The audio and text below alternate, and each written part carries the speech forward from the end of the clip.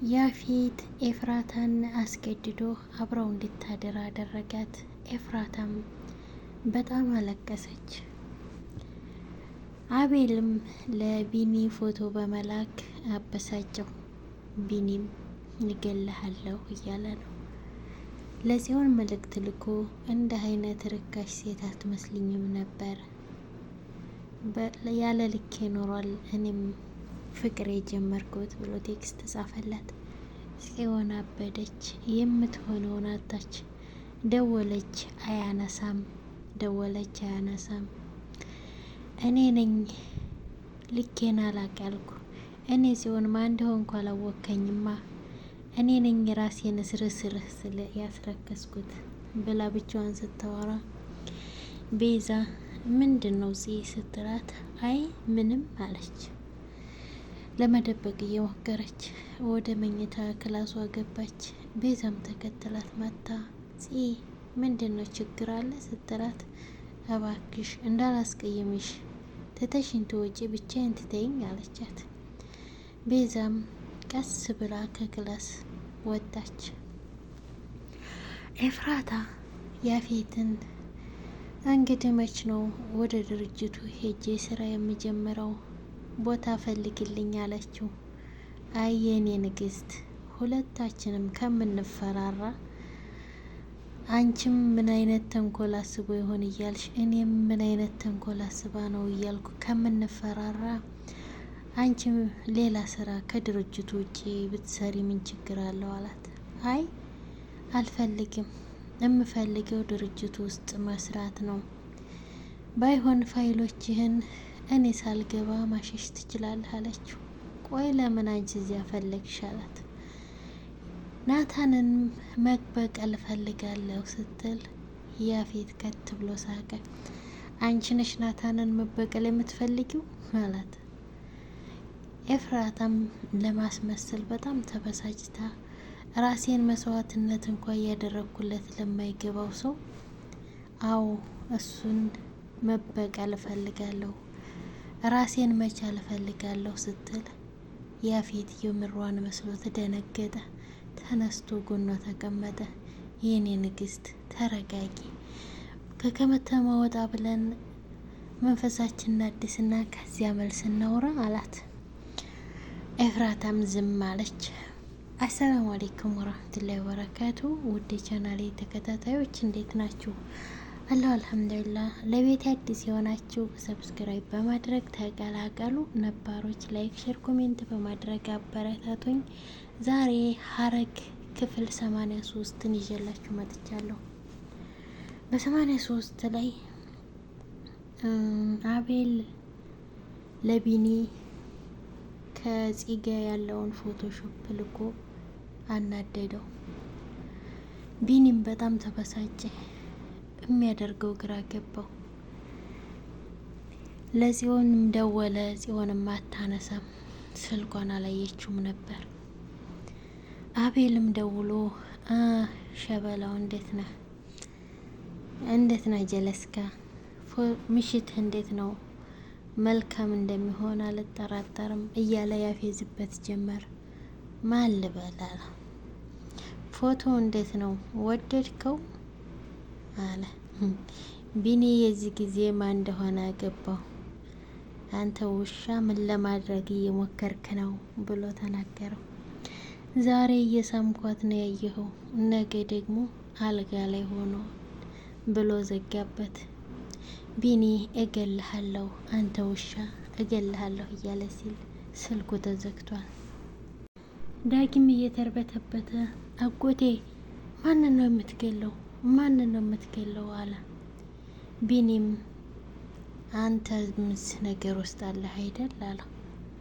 ምንድን ነው? እኔ ምንም የማውቀው ነገር የለም፣ እኔ ምንም የማውቀው ነገር የለም አለ። ይሄ ወራዳ እኔ እንኳን አይደለም ከንፈሯን ለመሳም እጇን ለመጨበጥ ራሱ አልደፍርም አለ። የዚህ ጊዜ ዳጊ ደነገጠ። የሚያደርገው ግራ ገባው። ከንፈሯን ብሎ ተርበተበተ። ምንም ነገር አታውቅም ማለት ነው ስለዚህ ነገር ብሎ ቢኒም ተወው። ቢኒ ፎቶውን ካየ በኋላ ለጽዮን ቴክስት ላከላት። በዚህ ልክ የወረድሽ ሴት ትሆኛለሽ ብዬ አላስብሽም ነበር። ከዚህ በኋላ አጠገቤ እንዳደርሽ አላት። ጓደኝነታችን ከናታን ጋር ምንም ነገር እንዳታነካኪ፣ ጓደኛዬን ማጣት አልፈልግም ብሎ ጻፈላት። ተሳስተህ መሆን አለበት፣ እኔን ጽዮንን እንደዚህ አትናገርም አለች ጽዮን። ደወለችለት፣ አያነሳም። ለብቻዋ እያወራች ባለችበት ቤዛ መጣች። ምን ነው በሰላም ነው አለቻት። አዎ በሰላም ነው ብላ ጥላት ሄደች። ቤዛም ተከትላት ክላስ ድረስ ሄደች። ምናልባት ተወጭልኝ ብቻዬን መሆን ፈልጌ ነው እንዳላስቀይምሽ አለቻት። ቤዛም ጥላት ወጣች። ሰዎቹ ምን ሆነዋል? በየተራ ሊያብድሩ እንደዚህ ቤት ሰዎች እያለች ያፌት ኤፍራታን አስገድዶ አብሯት አደረ። ኤፍራታም በጣም አለቀሰች። ያፌት ከእንቅልፉ ሲነቃ ኤፍራታ ከጎኑ ቁጭ ብላ ታለቅሳለች። የኔ ንግስት ምን ነው? ተናድጄ የማደርገውን ነገር እኮ አላቅም እኔ ስናደድ ይቅርታ አላት። አታውቅም አይደል አለችው። የኔ ንግስት ብዙ ጊዜ እኮ ጠበቅኩሽ ያንቺን ፍላጎት ላለመጋፋት ብዬ 1 ወር እኮ ሆነን አላት። አደል ጠበቅከኝ አለችው። ታገስከኝ አይደል? አዎ አንተ በጣም ጥሩ ሰው ነህ። አንተ ባሌ እኔ ሚስትህ ነኝ አለችው። ያፌትም የምትለው ነገር ግራ አጋባው። ማለት ምን እያሰብሽ ነው አላት። ምንም አለችው። የያፌት ሰዎች አንዲትን ልጅ አግተው እያሰቃዩ ባለበት ናታን ደርሶ አስጣላት። ናታን አስጥሏት ይዞት እየሮጡ ባለበት ቆይ አንተ ማነህ? እዚህ ቦታ ስለምን ተገኘህ? ብላ ጥያቄዋን ማጠየቅ ጀመረች። ነይ ከዚህ እንውጣና በኋላ እናወራለን አላት። ቆይ በምናምንህ ነው የምከተልህ አለች። እና የእነሱ ሰው ብሆን ልቤ እስከሚጠፋ እሮጣለሁ፣ የራስሽ ጉዳይ ብሎ ናታንም ለራሱ ሩጫውን ቀጠለ። ወንድም እባክህ ከዚህ ቦታ ላይ ጥለኸኝ አትሂድ ወንድም እያለች በሩጫ መከተል ጀመረች። ናታንም ጠበቃትና አብረው ከዚያ ግቢ ወጡ። ከዚያ አምልጠው ከወጡ በኋላ ያለውን ነገር ሁሉንም አወሩ። እሷም ወደ ቤቷ ሄዳ የተፈጠረውን ሁሉ ለእናቷ ነገረቻት። እናቷም የናያፌት ተቀናቃኝ ስለነበረች ደውላ ለጋርዶቿ ይህን ነገር አጣሩ፣ ከተቀናቃኞቼ ማን እንዳደረገው ልጄ ታግታ ነበር ብላ ትዕዛዝ ሰጠች።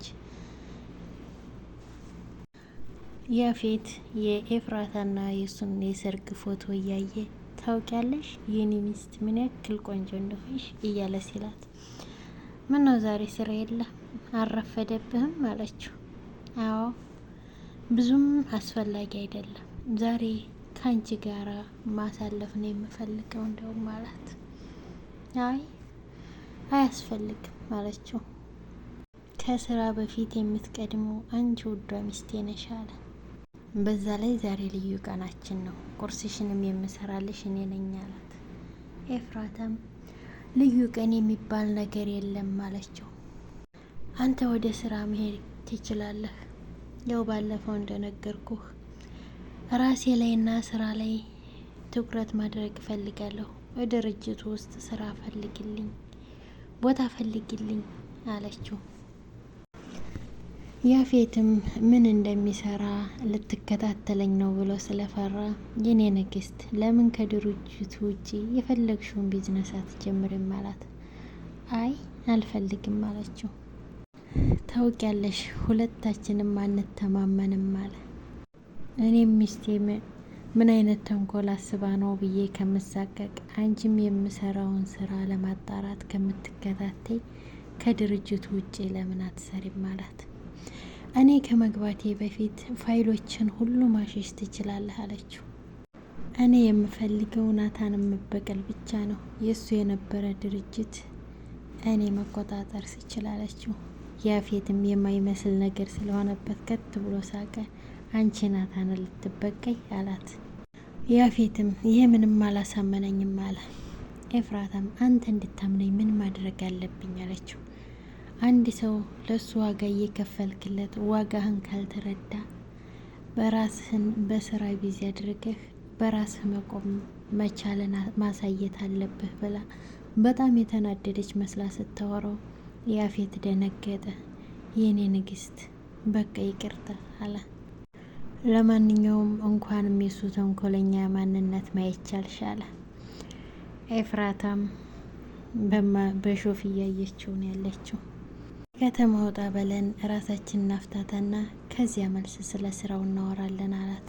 ኤፍራታም መልስ አልሰጠችውም፣ ዝም አለች። ቤዛ ጽዮን በተረጋጋ መንፈስ እያናገረቻት ነው። የማታው ነገር እንዴት ሆነልሽ አለቻት። ጽዮንም ምንም የሚያናድድ ነገር አልነበረም፣ እኔው ትዕግስት የሌላት ሴት ስለሆንኩ ነው እንጂ አለች። ከቢኒ ጋር እንዴት ናችሁ ብላ መጠየቅ ጀመረች። ጽዮንም ያለውን ነገር ነገረቻት።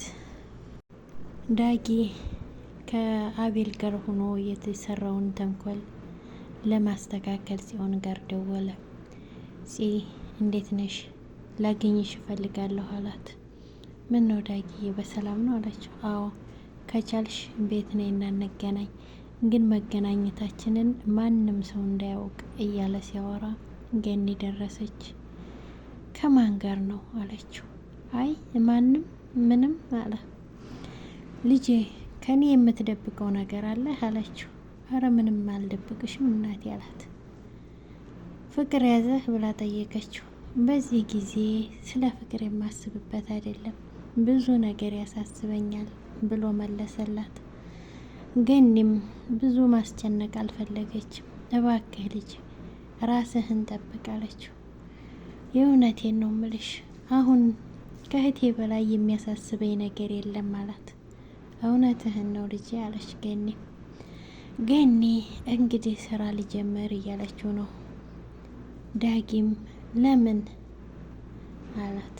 ጉሌትም ቢሆን ሊጀምር እያለች ስትለው እስከ ዛሬስ ሰው ቤት በሰራተኝነት ተቀጥረች ስትሰሪ ለልጇ ብዬ ነው ብዬ ዝም አልኩሽ፣ ደግሞ ዛሬ አለና እሺ እንግዲህ ላንቺ ከተመችሽ ችግር የለውም አግዝሻለሁ አላት። እሺ የኔ ልጅ በል አሁን እኔ ልውጣና አንዳንድ የሚያስፈልጉኝን ነገሮች ላምጣ፣ አንተ ቤቱን አጸዳዳና ቡና ምናምን አቀራርበህ ጠብቀኝ አለችው። ዳጊም የገኒ ከስሩ መሄድ በጣም ሰላም ሰጠው። ገኒ እቃዎቿን ልታመጣጣ ሄደች። ጽዮንም ከቤት ወጥታለች፣ ዳጊን ለማግኘት ማለት ነው። ቤዛም ልትገዛው የነበረውን ሆቴል ለማየት ወደ ጓደኛዋ ደወለች። ጓደኛዋ ግን ስልክ አታነሳም።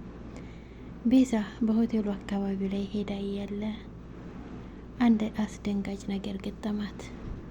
እሷ መንገዷን ስትሄድ መኪና ፊት ለፊቷ መጣባት ሊገጫት። ውድ የቻናሌ ተከታታዮች የዛሬው ቆይታችን ይሄን ይመስል ነበር። ቪዲዮውን እስከ መጨረሻው በማየት ላይክ፣ ሼር፣ ኮሜንት በማድረግ አበረታቱኝ። በቀጣይ ቪዲዮ እስከምንገናኝ ቸር ሰንብቱልኝ።